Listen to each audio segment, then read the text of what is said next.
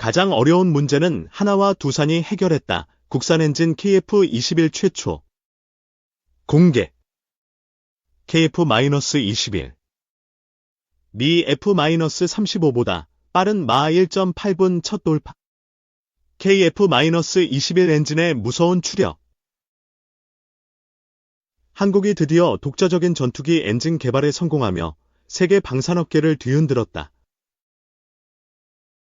그동안 전투기의 심장이라 불리는 엔진 분야에서 해외 기술 의존도가 높았던 한국이 하나와 두산의 협력을 통해 이 문제를 해결했고 KF-21이 국산 엔진을 장착하고 최초로 공개되었다. 이는 한국 항공 기술의 대도약을 의미하며 글로벌 전투기 시장의 판도를 바꿀 수 있는 중요한 이정표가 될 전망이다. KF-21은 최근 시험 비행에서 마 1.8을 돌파하며 미국의 F-35보다 빠른 속도를 기록했다. F-35가 최대 마 1.6에 그치는 것과 비교하면 KF-21의 비행 성능이 얼마나 강력한지를 알 수 있다. 이번 시험 비행 결과는 KF-21이 단순한 4.5세대 전투기가 아니라 향후 5세대 이상으로 발전할 가능성이 충분한 플랫폼이라는 점을 입증했다. 특히 이번 KF-21의 성과에서 가장 주목해야 할 부분은 국산 엔진의 추력이다.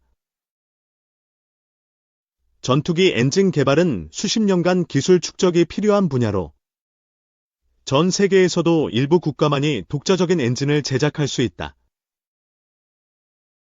하지만 하나와 두산이 협력하여 KF-21의 최적화된 엔진을 개발하면서 한국은 세계에서 세 번째로 독자적인 전투기 엔진을 보유한 국가로 자리 잡았다. 이번 엔진의 추력은 기존 예상보다 강력하며 이는 KF-21의 전투력과 기동성을 극대화하는 요소로 작용할 전망이다. 미국과 유럽의 방산업계는 한국의 이 같은 성과에 긴장하는 분위기다. 특히 미국 로키드 마틴과 제너럴 일렉트릭, GE는 한국이 자국의 기술 없이 전투기 엔진을 자체 개발한 점에 대해 놀라움을 감추지 못하고 있다. 한편 KF-21이 빠르게 실전 배치될 경우 F-35를 비롯한 기존 전투기들의 시장 점유율에도 영향을 미칠 것으로 예상된다. 이미 KF-21은 인도네시아, 폴란드, 사우디아라비아 등 다수 국가에서 높은 관심을 받고 있다. 최근 사우디아라비아의 빈살만 왕세자가 한국을 방문해 KF-21 도입을 적극 논의한 바 있으며 유럽 여러 국가들도 한국산 전투기의 가격 대비 성능을 주목하고 있다. 특히 한국이 엔진까지 자체 개발함으로써 기술적 자립을 이루었다는 점은 해외 바이어들에게 매우 긍정적인 요소로 작용할 것으로 보인다. 앞으로 한국은 KF-21의 실전 배치를 위한 추가적인 비행 테스트와 무장 시스템 개발을 지속할 예정이다. 국산 엔진을 장착한 KF-21이 성공적으로 실전 배치될 경우 한국은 명실상부한 전투기 강국으로 자리 잡을 것이며 글로벌 방산 시장에서도 강력한 경쟁력을 확보하게 될 것이다. KF-21의 미래가 더욱 기대되는 이유다. 발전용 가스터빈 국산화에 성공한 두산에너빌리티가 사업 영역을 확장해 항공용 가스터빈 엔진에 도전한다. 국방부가 KF-21과 복합편대를 이루는 무인기 가오리를 개발할 때 두산에너빌리티 항공용 가스터빈을 채택할 가능성도 있다.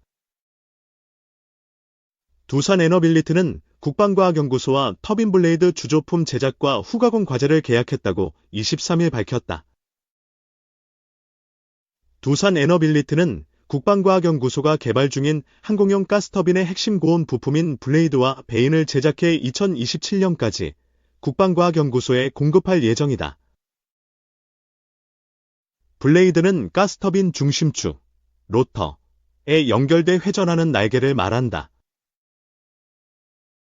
베인은 블레이드 사이에 고정된 날개로 블레이드 통과 후 흩어진 기류를 다시 모아주는 역할을 한다. 이번 계약은 국방과학연구소의 무인기용 터보팬 엔진 요소기술 개발 과제의 일환이다. 두산 에너빌리티는 지난 6월 국방과학연구소와 항공용 터보팬 엔진 레이아웃 설계와 구성품 해성 용역 계약을 체결한 바 있다. 군은 국산 4.5세대 전투기 KF-21을 개발하면서 무인기 가오리와 복합편대를 이룰 수 있도록 개발 중이다. 이때 가오리가 모성과 통신하며 장거리 작전을 수행하기 위해선 기존 연료전지나 배터리로는 한계가 있기 때문에 가스터빈 엔진이 필요하다. 두산 에너빌리티는 가오리의 자사가 제작한 항공용 가스터빈 엔진이 장착될 가능성에 대해서는 보안을 이유로 확인해주지 않고 있다. 두산 에너빌리티는 발전용 가스터빈을 국산화하며 블레이드 코팅 기술도 함께 개발했다. 항공용 가스터빈 엔진도 발전용 가스터빈과 비슷한 성능을 요구하기 때문에 국산화가 중요하다.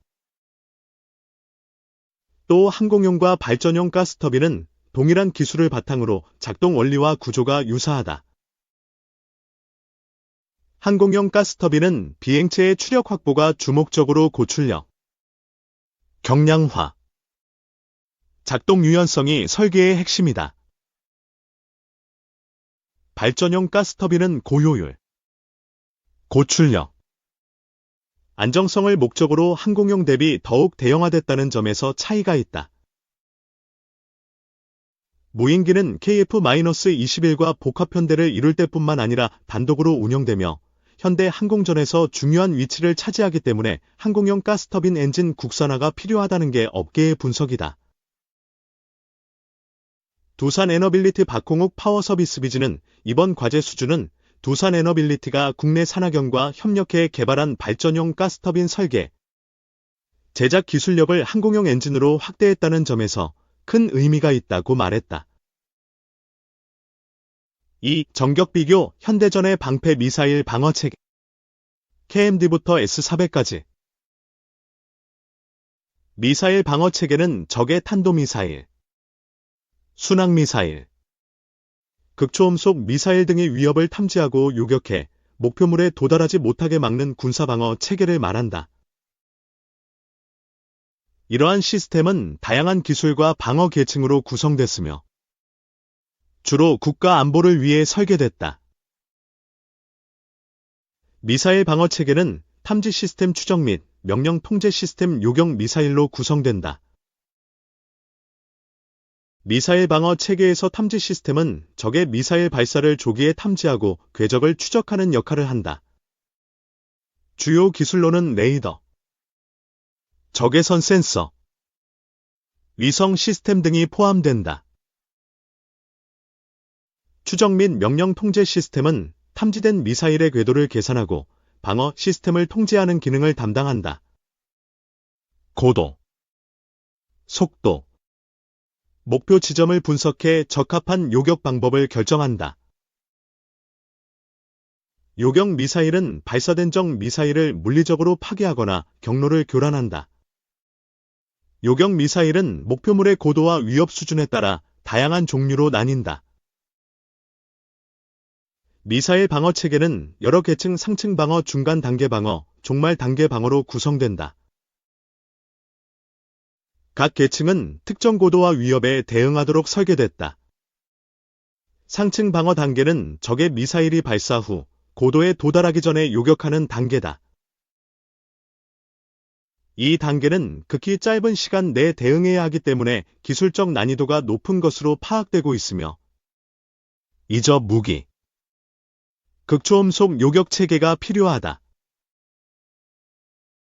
중간 단계 방어는 미사일이 대기권 외부에서 궤도를 이동 중일 때 요격한다.